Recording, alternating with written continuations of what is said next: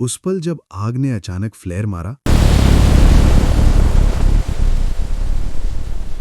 रोशनी ने हमारी परछाइयों को पीछे की तरफ लंबा कर दिया। मेरी नजर बस एक सेकंड के लिए जमीन पर गई और फिर वापस नहीं हट सकी। 4 लोग थे, लेकिन जमीन पर 5 साए थे।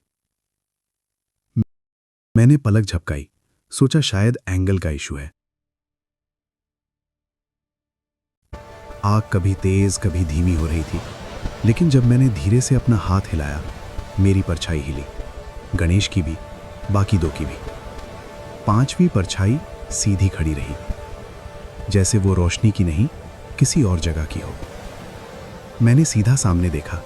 आग के शोले गोल दायरे में उठ रहे थे। बीच बीच में लकड़ी फटने की आवाज आती, चिंगारी हवा में उछलती और फिर अंधेरा उसे निगल लेता। तुम लोगों ने देखा? मैंने धीरे से पूछा। गणेश हंस पड़ा। भाई, कहानी का असर है। लेकिन उसकी आवाज थोड़ी ड्राई थी, जैसे उसने भी कुछ महसूस किया हो।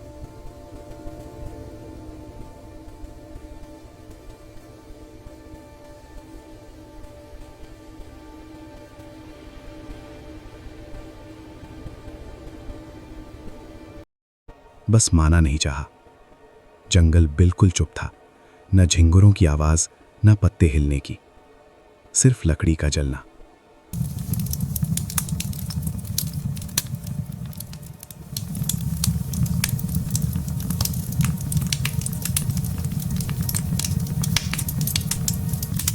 और मुझे पहली बार लगा हम कहानी नहीं सुना रहे थे, कोई सुन रहा था।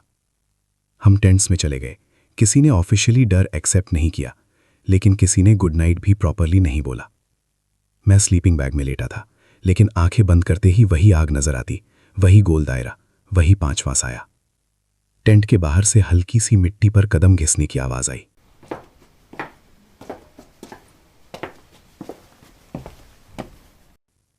मैं सीधा होकर बैठ गया, सांस रोककर सुना। कुछ नहीं। फिर धीरे से लकड़ी टूटने की आवाज, जैसे कोई कैंपफायर के पास बैठकर लकड़ी हिला रहा हो। मेरा दिमाग लॉजिक ढूंढ रहा था। हवा होगी, कोई जानवर होगा, लेकिन हवा नहीं चल रही थी और जानवर इतनी ठहरी हुई रिदम में लकड़ी नहीं हिलाता। रात के 2 बजे मुझे क्लियरली लगा किसी ने टेंट के बाहर रुककर सांस ली, लंबी, धीमी, और फिर एक लफ्ज, मेरा नाम। वो आवाज कान से ज्यादा सीधा सीने में महसूस हुई। सुबह रोशनी थोड़ी सी धुंधली थी, जंगल में हल्की सी सफेदी फैल रही थी।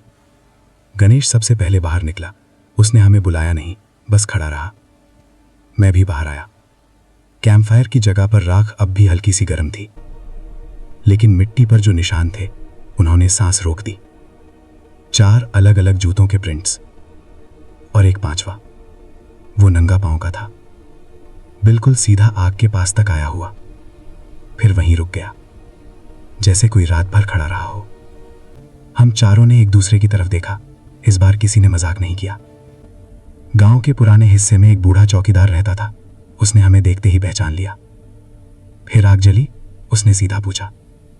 हम चुप। उसने एक पुरानी डायरी निकाली। उसके पन्ने पीले हो चुके थे। 20 साल पुरानी एंट्री में लिखा था, जंगल में जो आग जलती है वो गिनती करती है।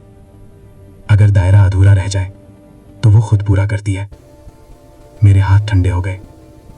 20 साल पहले हम 4 थे, एक गया। कल रात हम फिर 4 थे, तो 5वां कौन था?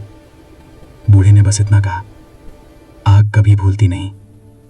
उस रात हम भागने की जगह वापस गए।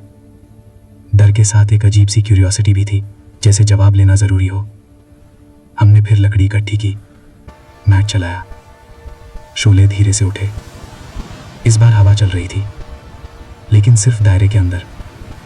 शोले घूम रहे थे, जैसे कोई इनविजिबल हाथ उन्हें शेप दे रहा हो। और फिर हम सब ने महसूस किया, कोई 5वां हमारे साथ खड़ा है। नजरों के कोने से मूवमेंट दिखता, लेकिन सीधा देखो तो कुछ नहीं। गणेश ने धीरे से कहा, हमने उस रात उसे धक्का दिया था। वो लफ्ज हवा में लटक गया। धक्का। ये सिर्फ मजाक नहीं था। मुझे सब याद आ गया। वो अंधेरे से डर रहा था। वो कह रहा था कि जंगल में आवाज आ रही है। हम हंस रहे थे। मैंने ही कहा था, जाके देखा, हीरो बन। उसने मना किया। मैंने उसके कंधे पर जोर से हाथ मारा। एक हल्का सा पुश। वो बैलेंस लूज कर गया और अंधेरे में गिरते हुए बस 1 सेकंड के लिए उसका चेहरा आग की रोशनी में नजर आया। डर और धोखा, फिर अंधेरा। हमने उसे ढूंढा नहीं, हम डर गए थे। और आज 20 साल बाद आग ने गिनती पूरी करनी शुरू की। शोले इतने तेज हुए कि आंखें सेकने लगी। मेरे कदम खुद आगे बढ़े, दोस्त पीछे हट गए। मुझे महसूस हुआ कोई मेरे बिल्कुल सामने खड़ा है। ना चेहरा, ना जिस्म, सिर्फ मौजूदगी और एक एहसास। ये बदला नहीं है, ये बैलेंस है। अगर दायरा अधूरा छोड़ो तो आग उसे पूरा करती है। शोले ऊपर उठे, रोशनी ने सब कुछ सफेद कर दिया और फिर खामोशी। सुबह जंगल में सिर्फ 3 लोग वापस आए।